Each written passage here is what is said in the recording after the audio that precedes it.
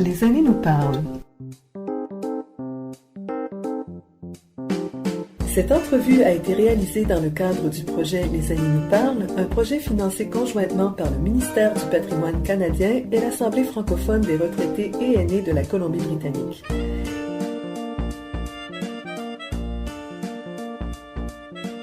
Aujourd'hui, nous accueillons le père Benoît Laplante, qui est curé de la paroisse Saint-Jean-Baptiste de Victoria depuis 1999. Il a été aussi fondateur de la radio communautaire francophone de Victoria et aussi membre du conseil de la radio. Il est aumônier auprès des Chevaliers de Colomb, s'est impliqué auprès des scouts, curé de la communauté espagnole de Victoria aussi. Alors, bienvenue Père Laplante. Bonjour. Comment allez-vous? Ça va bien. Alors moi, j'aimerais savoir que vous me disiez comment vous êtes arrivé à Victoria. Après avoir été à Vancouver pour une période de 8 ans, de 8 années, alors ici déjà, le curé était parti, il était très âgé, il est même décédé un mois après mon arrivée, il avait dans les 80 ans. Alors il cherchait quelqu'un qui pourrait servir une paroisse française, et bon, alors j'ai dit oui. Et qu'est-ce que vous avez fait auparavant? Parce que je sais que vous avez vécu au Nicaragua, tout ça. J'aimerais juste que vous nous racontiez un peu l'histoire de cette aventure espagnole. C'est assez long parce que ça a duré quand même, ça a duré là-bas 14 années. Et sur les 14 années, bien, j'étais parti pour 5 ans. Mais il est arrivé, après 2 ans, il y a eu un tremblement de terre, puis alors la destruction quasi totale de la capitale nationale, au Nicaragua, Managua. Et que je vivais dans les environnements de la capitale, on essaie de répondre aux besoins. Alors, tant de gens n'avaient pas de maison. On a offert des programmes d'aide. Ils sont venus dans le département où j'étais. On nous a demandé si on était disponible pour faire quelque chose, qu'est-ce qu'on pourrait faire. Alors, on me parlait de l'absence de maison. On avait des terrains, mais dans les autres curés, ils ont dit, on est trop vieux, on ne se met pas là-dedans. Bon. Alors moi, j'ai dit, écoute, les besoins sont là. Et ils nous ont fait tout de suite 200 maisons préfabriquées. Qu'est-ce que je fais avec? Il m'arrive le 200 maisons données par le pays voisin qui venait du Honduras. Alors, j'ai dit oui.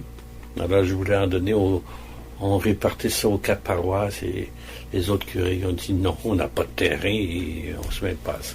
Bon, alors, donnez-moi toutes les maisons. Et comme il y avait des gens dans l'espace de 2 semaines, j'avais déjà une liste de 200 noms. Et il fallait travailler avec les autres. Qu'est-ce qu'on fait? Alors, comme j'ai toujours travaillé dans les coopératives, des choses comme du genre, alors j'étais une coopérative, c'est la seule chose. Alors, on a travaillé pour ça.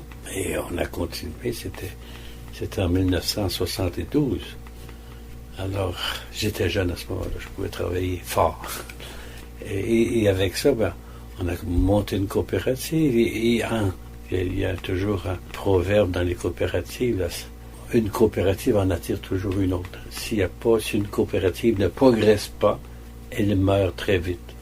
Alors, il fallait commencer. Alors, après, besoin de maisons, il y avait besoin aussi des fermiers, besoin de travail. Alors, on avait même monté une coopérative de fabrication de vêtements.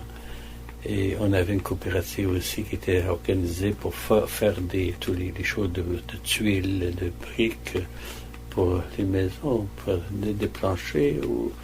Alors, on a pu faire des tubes, faire des briques pour les canalisations, ces choses-là.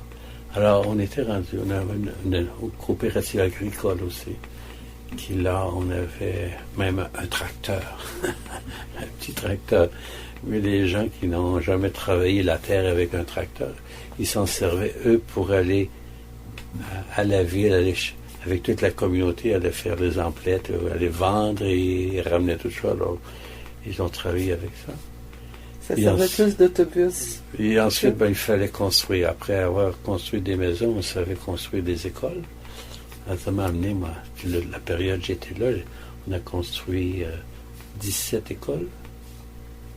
Et quand je suis retourné au Nicaragua la deuxième fois, les sandinistes ont dit non, l'école, c'est pas votre affaire. L'école, c'est nous autres qu'on est responsables. Alors, ils voulaient se charger de l'éducation des gens. Et comme ils étaient motivés et orientés par Cuba, alors évidemment, le travail qu'il fallait faire, c'était pas de l'évangélisation, mais c'est surtout que mettez-vous pas dans les écoles. Alors moi, j'ai commencé, on va faire des églises, parce que plusieurs en voulaient. Et c'était encore plus, parce que ça allait encore plus vite. J'ai construit 23 églises. Sur des villes, à chaque petit village, il n'y en avait pas d'église. Alors, on construisait des églises. Et plus il y en avait, plus ils s'animaient. Bon, ils étaient allés faire donner une église à la Cordée. Alors, et nous autres, j'ai dit, mais avez-vous un terrain? Avez-vous quelque chose? Est-ce que vous avez un comité? Est-ce que vous pouvez aider? Ben oui, mais si vous nous dites comment, ben oui, alors on commence, il faut un terrain. Si on n'a pas de terrain, un terrain qui vous appartienne. Et s'il n'appartient pas, ben, il faudra avoir une écriture du terrain et tout ça. Alors, on commençait comme ça. Alors aussitôt, ben, puisqu'il avait dit oui, puis qu'il se préparait, tout de suite, je demandais à un de nos camionneurs d'aller porter un voyage de pierre dans ce village pour... Alors, tout le monde est enthousiaste, mais on a déjà les pierres et bon. Alors, ça commençait comme ça. Il s'agit de maintenir toujours le dynamisme des gens. C'est comme ça que ça commençait. Et comment ça s'est passé, votre retour au Canada après avoir travaillé sur... Parce que le rôle d'un curé au Nicaragua, le rôle d'un curé à Victoria m'apparaît assez différent. Pas mal. Alors, ça a été un peu un choc pour vous de vous retrouver tout d'un coup dans une communauté qui n'a pas du tout les mêmes besoins. Alors, un jour, on vient, ils ont décidé, les sandinistes, évidemment, ils étaient dans le régime de Cuba. Cuba n'était pas l'ami des églises. Alors, du jour au lendemain, on avait une liste de 10 prêtres qu'on a expulsés. Alors, j'étais sur la liste, j'étais le 10e. Ça m'a pris 2 jours à sortir. Alors, je suis arrivé à l'aéroport avec 2 grands messieurs, beaucoup plus grands et plus forts que moi. Ils me tenaient, alors je ne pouvais pas parler avec personne. Alors, tous les journalistes se tiraient sur moi pour parler. Bon, non, ils étaient tassés violemment.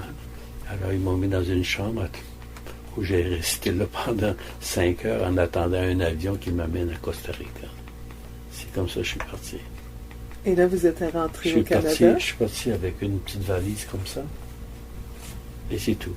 Et tout ce que j'avais là-bas, ça ressemble à ça. Là. Alors, tout ça, ça a disparu.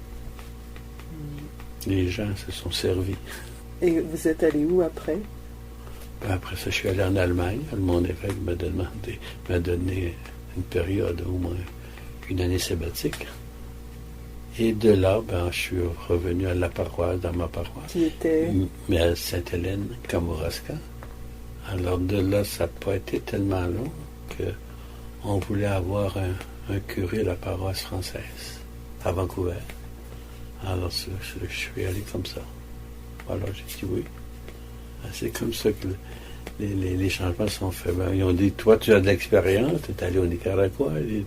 Bon, alors, pour aller t'occuper d'une paroisse française. Et je devais remplacer là une communauté religieuse qui était là depuis, 25 ans. Peut-être plus. Et moi, j'arrive là, il n'y avait absolument rien. Les autres, ils avaient une communauté, ils avaient un petit monastère. Et moi, j'arrive là, il y a seulement une église qui est en train de tomber. Et une école aussi, qui n'était pas aussi jeune. Alors, on travaille. Et qu'est-ce qui vous a amené à Victoria? À Victoria, après terminer là-bas, c'est la même chose. Je retournais et bon, alors, tout de suite, j'avais aussi, après 10 années dans mon diocèse, on peut avoir une année sabbatique. Alors, j'étais encore une année sabbatique. Et on m'a demandé là-bas on voulait avoir quelqu'un ici pour la paroisse française. C'est comme ça que je suis arrivé.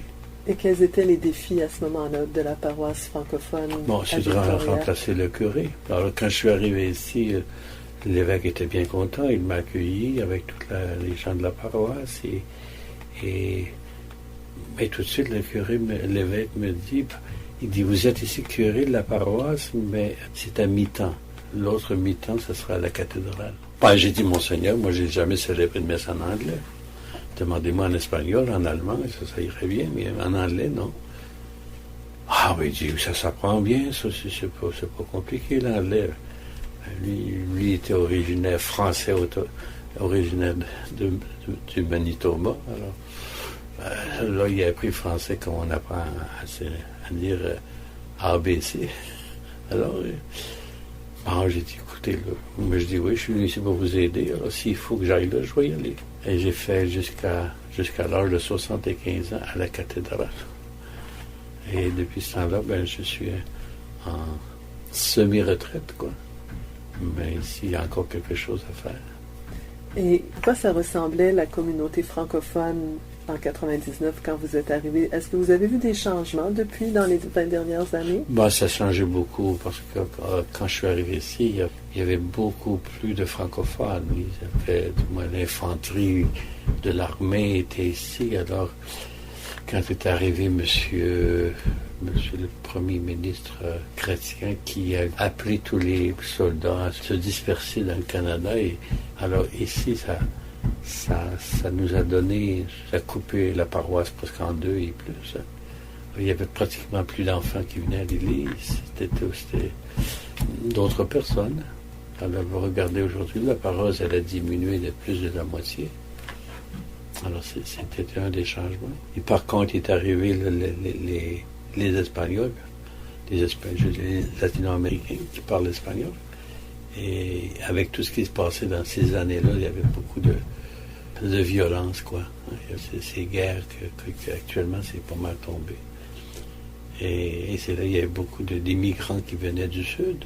Alors, ça arrivait ici. Alors, l'évêque m'a demandé si je ne pouvais pas les accueillir, puis travailler avec eux autres. Alors, c'est ce que j'ai fait. Est-ce que vous trouvez une grande différence dans les besoins de la communauté hispanophone de Victoria et les besoins de la communauté francophone? Oui, ça ne se compare pas. C'est complètement différent. Première chose, ils viennent d'une quinzaine de pays différents. Les besoins d'un Mexicain, les besoins d'un Argentin ou d'un Chilien sont pas mal différents. S'il t'arrive des gens du Honduras, une grosse chance qu'ils savent juste un petit peu écrire et leur éducation n'est pas tellement poussée. Les besoins ne sont pas pareils dans les pays. Et à partir de tout ça, ici, c'était surtout des Mexicains, mais tu as des gens de là. Alors, avec toutes ces différences-là, c'est pas toujours facile de s'entendre. Alors, il va y avoir des petits groupes qui se mettent ensemble et on réussit quand même à... C'est la même langue. Mais à ce moment, lui, il parle comme ça. Alors, bien qu'à les entendre, on peut dire, et lui, il vient d'Amérique centrale, il vient du Chili, on les distingue de loin. Non, c'est facile. Mais les besoins d'évangélisation sont à peu près les mêmes. Comment vous voyez votre rôle de curé aujourd'hui? Parce que le rôle d'un curé dans les années 60 ou dans les années 50 et le rôle d'un curé aujourd'hui, j'imagine que c'est quand même un peu différent, même si le message du Christ est toujours à la base. Mais par exemple, au Nicaragua, vous construisiez des maisons. C'est pas ce que vous faites à Victoria. Donc, qu'est-ce que c'est votre rôle maintenant? C'est ce que j'ai fait à Vancouver. J'ai construit un presbytère parce qu'il y en avait pas. Mais ici, j'ai pas construit rien. Non, parce qu'il y avait une élite. Tout était en marche, quoi. Il y a ici, quand tu es du Nicaragua, c'est une question d'intégration. Pourquoi l'évêque m'a demandé de ne pas dire la messe à tous les dimanches?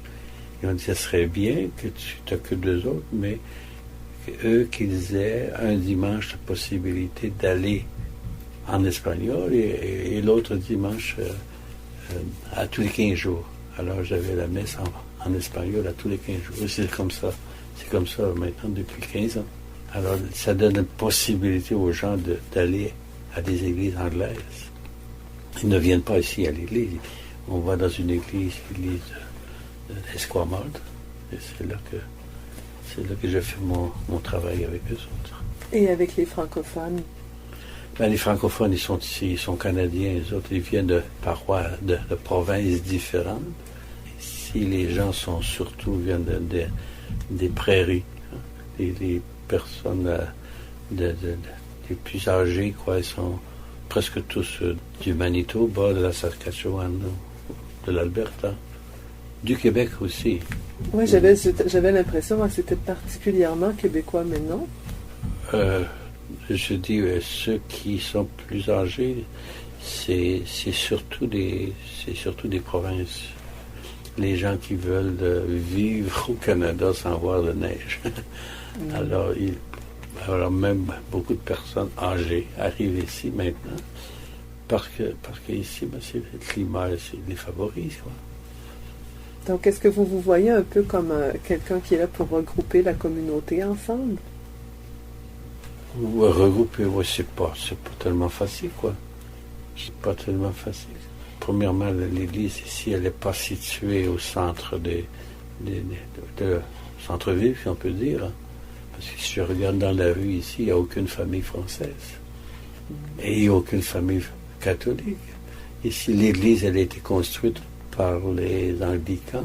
Et les anglicans, bien généreux, à un moment donné, ils ont vendu leur église pour s'en construire une très belle à 2 coins de rue.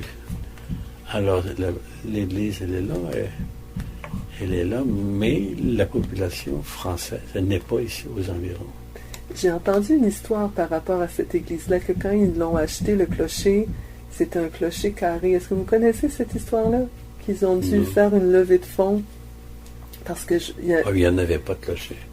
Parce que moi, j'avais entendu dire qu'il y avait un clocher carré. En fait, c'est un clocher anglican et que c'était, pour les catholiques, ça, c'était quelque chose qu'il fallait changer vite. Puis on fait beaucoup de repas pour ramasser des fonds pour changer le clocher. Oui, pour ça, c'est bon. Oui, c'est fait.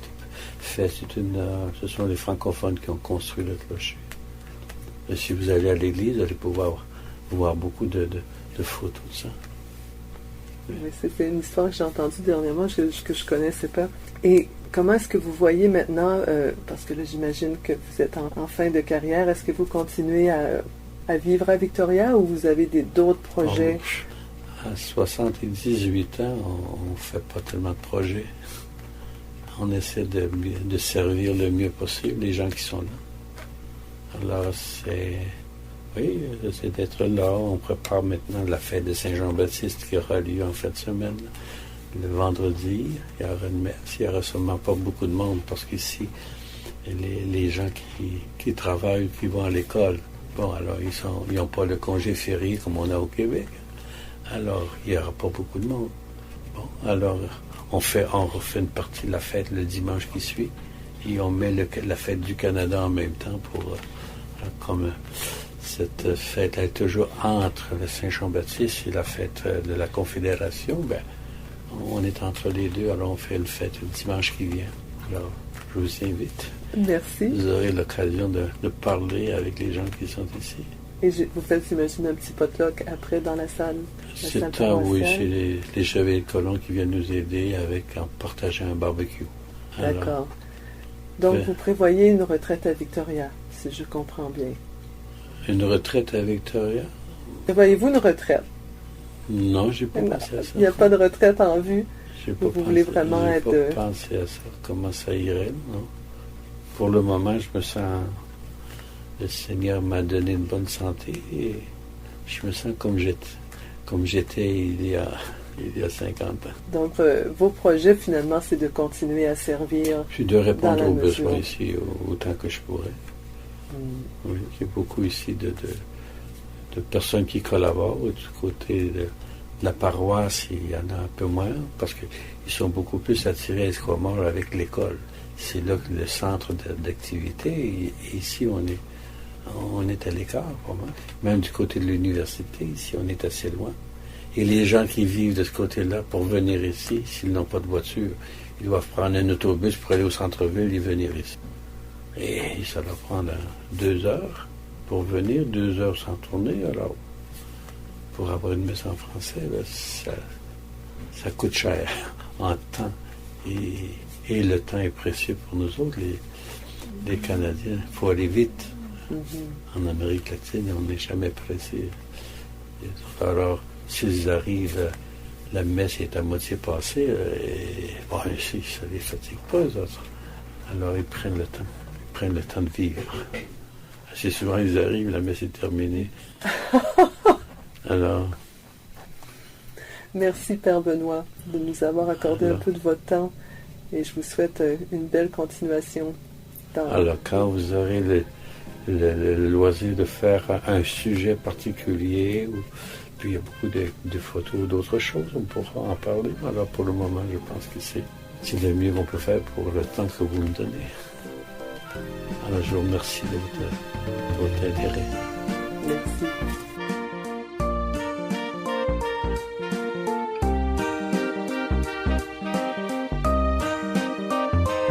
Ici Annie Poirier au microphone, à la technique Gérald Monpetit et Stéphane Lapierre à la gestion de projet. Un merci tout spécial à tous ces gens merveilleux qui m'ont accueilli chaleureusement, ainsi qu'aux associations francophones de la province pour leur appui et leur travail exceptionnel.